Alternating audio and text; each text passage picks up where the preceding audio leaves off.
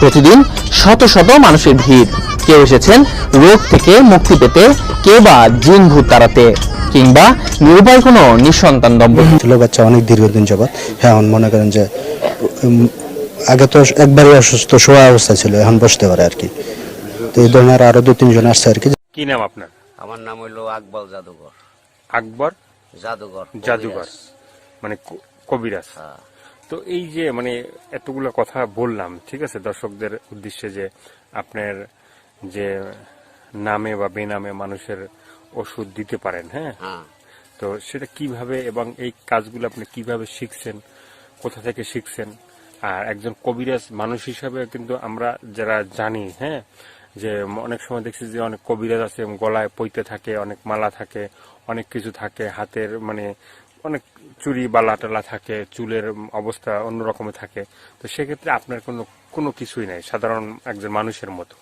ধরেন আমি উস্তাদ ধরে একদিন শিক্ষা বিদ্যা করছি। আমি কোনো খারাপ কোনো লোক না, আবল তাবল ভালোবাসি না। আমি যাহা চিকিৎসা করি সঠিকভাবে চিকিৎসা করি। ওই মালা টালা যারা দেয় তারা লত্য চুরি লক্ষণ ওখানে আমরা জানি না। তবে আমরা যেটা করি সরাসরি সোজা ভালো মন্দ সবকিছুই করি। যারা প্রেম ব্যথায় বাধ্য হয়েছেন, অথবা প্রেম করছেন, শেখ খাইছেন, অথবা টাকা দিছে মাইরা খাইতেছে, উঠাইতে পারেন না, আমি সরাসরি কথার মাধ্যমে তার টাকা উঠাই দিতে পারি, অথবা তার প্রেম ভালোবাসা লাগাই দিতে পারি। যে কোনো ব্যাপারে ধাতু দুর্বল, স্বপ্ন দোষ অথবা পুরুষঙ্গ নাই, হিজলের মতো হয়ে গেছে, কথার মাধ্যমে আবার আল্লাহর রহমতে সব ঠিক হয়ে যাবে। আমি কোনো খারাপ না, কোনো বন্ড না। যদি কেউ মনোপ্রাণে বিশ্বাস হয়, প্রবাসী ভাইয়েরা যে যেখানেই থাকেন, যদি ভালো লাগে কথা দিয়ে শুই না, তাহলে যোগাযোগ করবেন, আমি নাম্বার দিব। যোগাযোগ করলে আল্লাহর রহমতে যদি বিশ্বাস করেন, তাহলে আপনাদের বিশ্বাসের মাধ্যমে আল্লাহ তাআলা কাজ করতে পারে। এটা কোন জায়গা দর্শক তো জানতে চাবে? এটা হলো মানিকগঞ্জ ডিস্ট্রিক্ট, ঘিওর থানা, দৌলতপুর গ্রাম। ভালো হওয়ার পরে কি আপনার সাথে মানে টাকা পয়সা লেনদেন হবে, না আগেই টাকা পয়সা দিতে হবে? আমি কোনো এমনি টাকা পয়সা খাই না।